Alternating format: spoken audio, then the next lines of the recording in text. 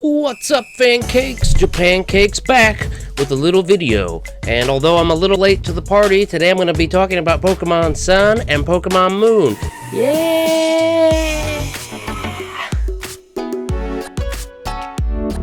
Alright guys, real quick before I get into the video, on the screen are the winners of the 6IV event Celebies from the last video giveaway.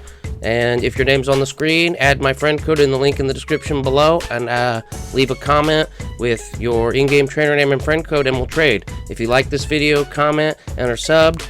I'm going to be giving out 4 more in the next video that I release. Now on to Pokemon Sun and Moon. So, I'm going to break this video into a couple sections. So I'm going to start off with first, what do we know for sure about Pokemon Sun and Moon? There's a lot of rumors floating around the interwebs, lots of theories, there's a lot of hoaxes, fake images. So I just want to go over a couple things that I think are set in stone that we know.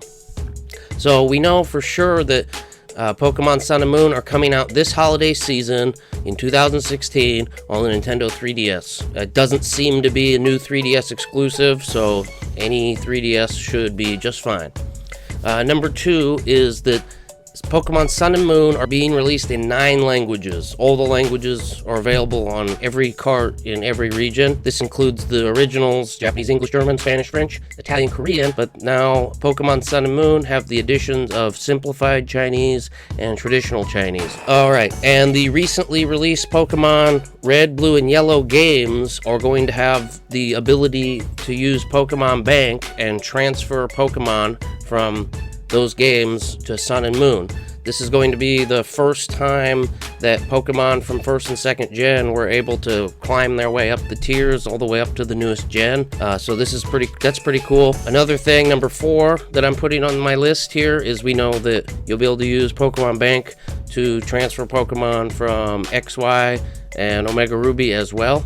So that's nice. And also, this is a little bit theoretical, but from the Pokemon Direct video, there seems to be a lot of sketches with like this truck, specifically a green truck, which I'll get into later on some things, some theory craft. But there's other pictures of like an ambulance and a fire truck and then a truck with multiple colors. So it seems to maybe indicate that vehicles or maybe this truck or something is going to be playing a role in this game. So maybe we'll be driving a truck around, possibly in the tropics. Okay, so really quick, I want to get these out of the way. There's a ton of hoax images out. They're completely debunked. I'm going to go ahead and start listing some of them on the screen. Some of them you've probably seen floating around the interwebs. These are all fake. We know they're fake because the recent Coral Core leaks, the real ones that came out, said that it basically has just a little bit of info,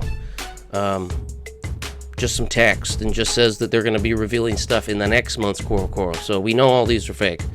So if anything you see on the screen, if you've seen this, don't worry. This isn't real. It's just a hoax.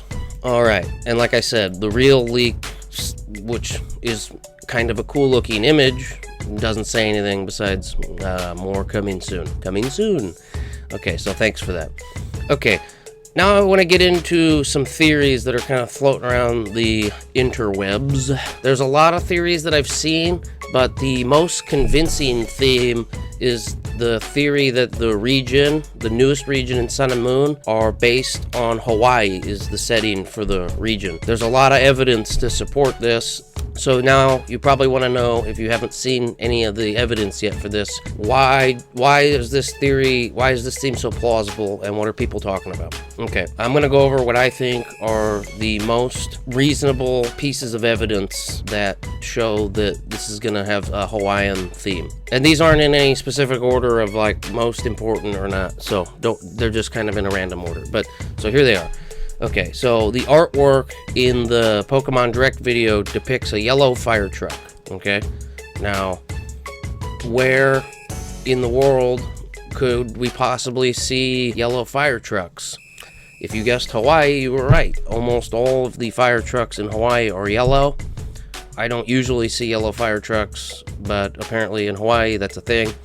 Okay, Now on to the next one. One of the sketches, if you look really closely, the one with the green truck where there's some Pokemon in the back, if you look at the license plate, there's a rainbow. You gotta, I'll zoom in here on it for you, but there's a rainbow on the license plate, and the license plates in Hawaii have a rainbow right on them. All right, now the next one, let's see. In some of the other sketches, there's indications of, oceans. There's a Farragle, I think, flying near a sailboat near one of them, but obviously there's this like palace building thing that's shown, and there's palm trees around it. So we know where you find palm trees in tropical places, and this particular palace seems to be close to the water because all the imagery of Pokemon is all water type Pokemon on the flags and statues and on the actual building itself.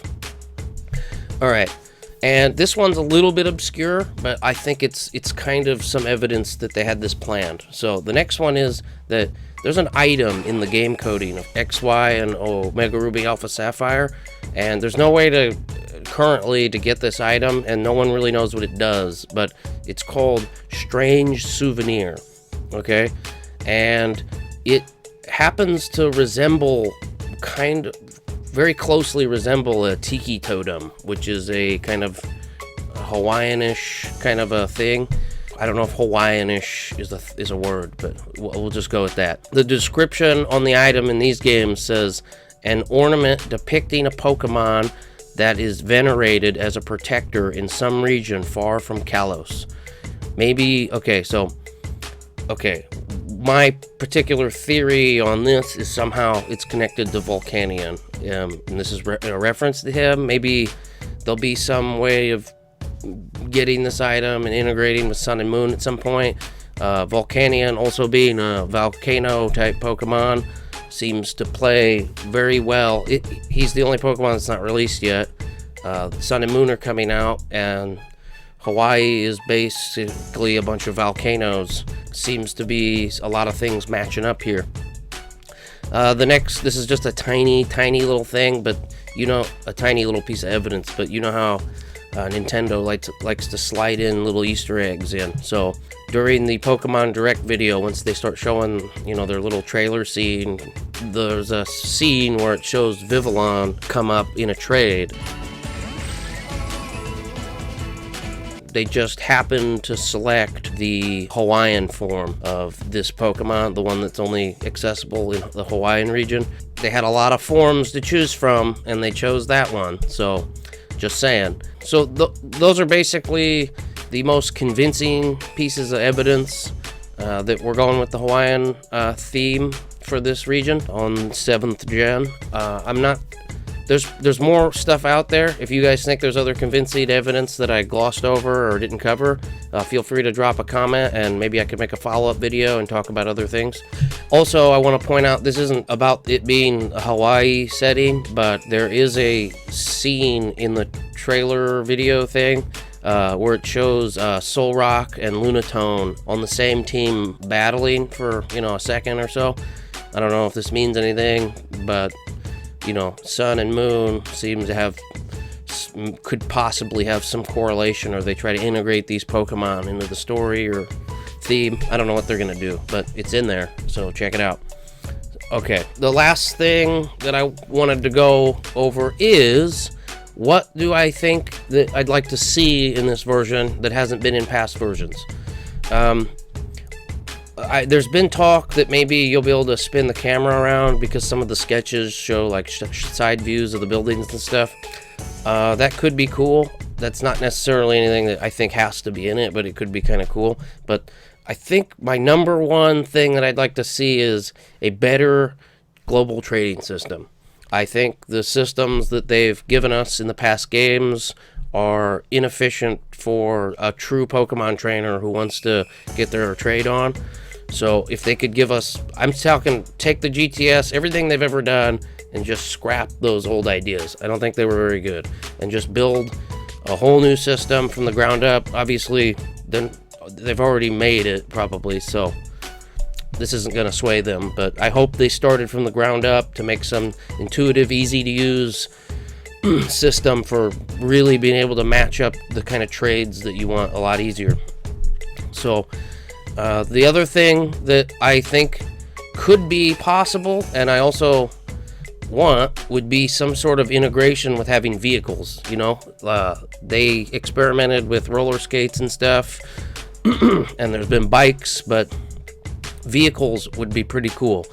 I don't know how that would affect the trainer that you pick in the game, because if you're going to be driving cars, we're not going to be like 13 or 14. We're going to have to be at least 16. It's I don't know what the age to get a driver's license in the world of Pokemon is, though. Maybe it's like 12 or something.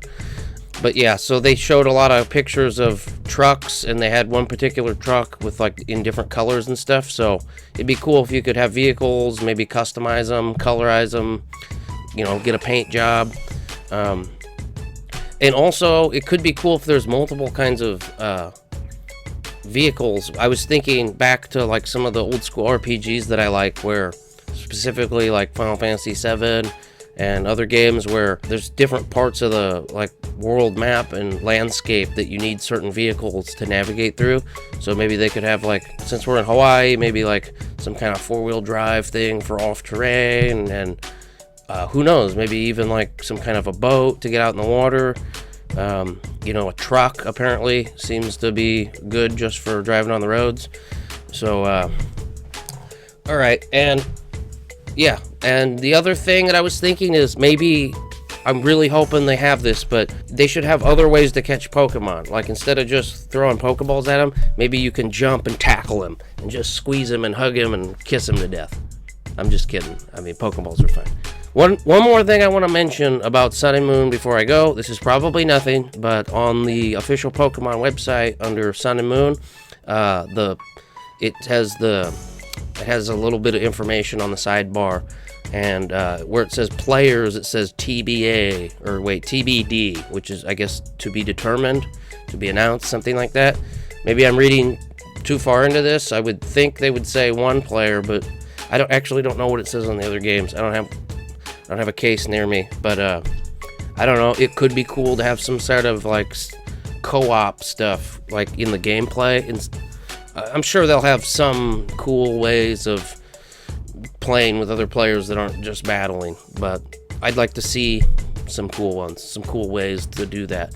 So I don't know if I missed anything about what's going on in the Sun and Moon theory world, hoax world, or things that are already known that I missed. Let me know in the comments below, and I'll try to keep up to date on the news with this stuff from now on, guys. I know I've been behind on stuff, but I'm a busy person. I got Necomons, I got websites to work on, I got this Pokeball to play with, and this one. Anyway, if you like this video, give it a thumbs up, comment, and subscribe. If you do that on this particular video, you'll also be entered into a chance to win a 6 IV event Celebi. That's this month's mythical Pokemon.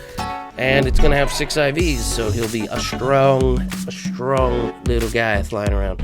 So, alright, I'll see you next time. Later.